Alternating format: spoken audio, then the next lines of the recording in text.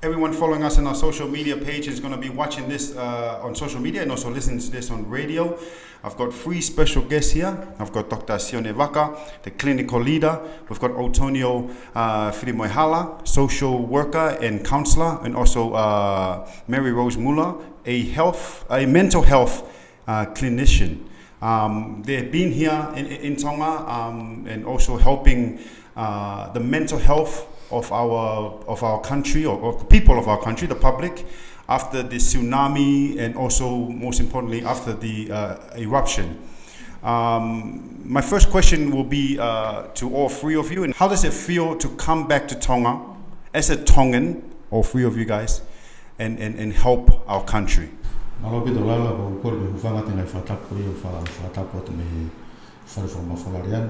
Taking the opportunity just to respond to your question. It is quite an honor to be back to Tonga, and I think just working with our people, attending to the psychosocial need is quite fantastic, because quite a lot of time we have left Tonga and then we went overseas and trained through these different areas. So the opportunity to be back is quite awesome. And not only that, when we hear in New Zealand about what's happening here, we want to help, but it's pretty hard when you're somewhere away. But coming here and seeing, I guess traveling with our people, journey together, sharing the load, it's quite a blessing. So it's great to be here, Maro. Thank you, Lala, for having us here. My name is Mary-Rose, and I'm the mental health nurse. That is my role within the team. How I feel, it's a huge privilege to be able to come back home with the team of 8. We all have families here. We all connect back to Tonga. Most of us grew up in Tonga. I did say initially with my interview with PMA that this mission was not just a professional mission. For us, we take this mission very personally, because it is for our people and for our families, and just with the skills that we have to be able to support our people in that direction, that means a great deal. Thank you. Malolele, thank you again for having us here today. I guess for me it's about coming back and giving back to our people, our kainga and our community here in Tonga. For myself, I was born in New Zealand, but put that aside, my parents, my grandparents, they were born here. And I guess their vision was for us to come back to Tonga and support as much as we can. And I feel like this is me honouring them, the roots that they have established. And this is where I feel like I'm at home, feel like I can best support our people. We say that we're tired but not tired of it. So that's how I'm feeling at this moment, just to get back to our people. Malobito. And I know it means a lot, not just for you 3, but the rest of the team. As I know that all the team are Tongan. On the 15th of January, when the eruption happened and tsunami as well, from that date to now, with any earthquake, any thunderstorm, the people that when we hear it, ask the public, we automatically have fear in us. Kids are crying, kids are running into the house. Parents are worried about their family, especially their kids. With that fear, and I think, and correct me if I'm wrong, they call it post-traumatic stress. What do you guys say to the public when you guys are talking to them about this fear that they have from the 15th of January? Thank you, Lala, for that question. You're absolutely right. Post-traumatic stress disorder is something that is quite common, very normal for our people to feel that way, especially after the volcanic eruption, the tsunami, and now with COVID-19 being in the Kingdom of Tonga. We tell the people that we've come across that do have these experiences that it's absolutely normal, that it's not their fault. This is what occurred was something that they had no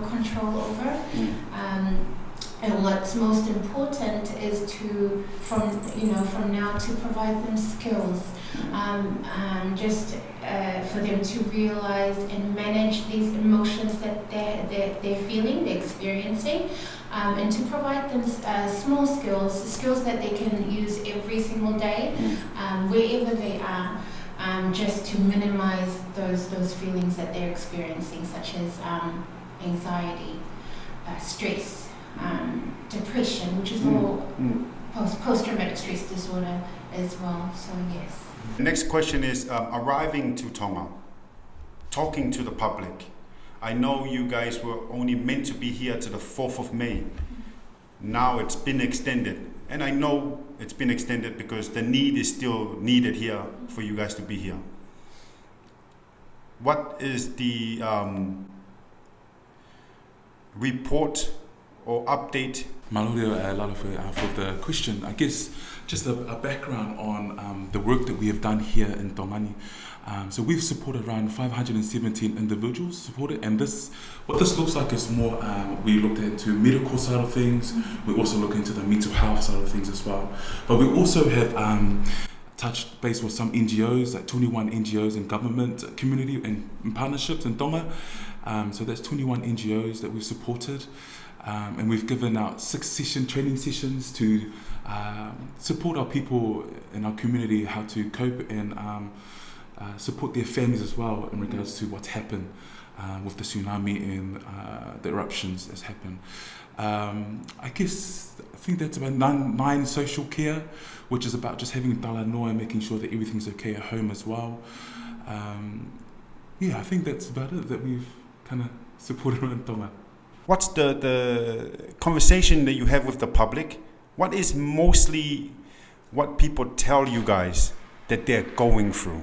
So as Antonio said, we have seen at least 500 individuals, and those individuals including their families. So it's not just the individuals themselves, it also includes their family.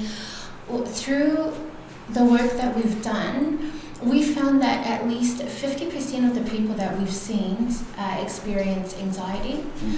For those that do not understand what anxiety is, and we also call it roto hoha'a, roto mo'ua, and so that's another word for anxiety, and these are just feelings of intense worrying, and there's signs and symptoms behind it. So 50% of people that we've spoken with and their families experience this. Almost half of these individuals also experience stress. PTSD was up there as well. What we also found,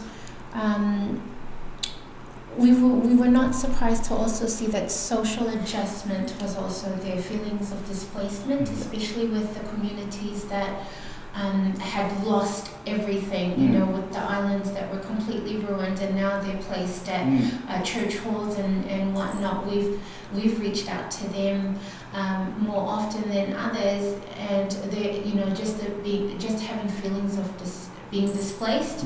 Not connecting anywhere. Those were the ones that we've come across as well, and it's very normal to feel that way. It's quite common. Mary-Rose, I want to touch on displacement. Right now, government has announced that there is places in Tonga that's been allocated for said people that's lost everything to move to. Has that served as a kind of a morale for these community that's feeling displaced or feeling that they don't belong anywhere because of what they've lost? We can understand that some of these families would prefer to go back home to where they grew up. That's all they've ever known. Particularly in the outer islands. That's where they connected to, that's where they grew up, and so just to feel that they're going somewhere completely new could be frightening, and that's absolutely normal. That's a common feeling. Then there are those who are very excited to move. We've been to villages that they cannot wait. They do feel it's the best thing for them, because staying back at the villages that they were recently at could be triggering. When I say triggering,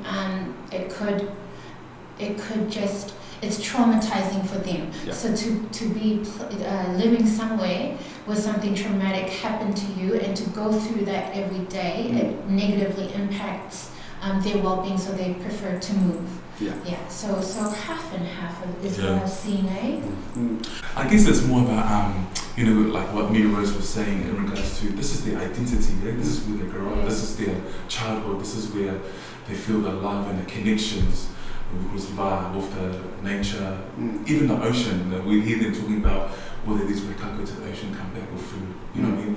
All of that kind of stuff come through. And like what Mary-Rose said, some people are excited to move on because they don't want to be reminded of what's happening as well.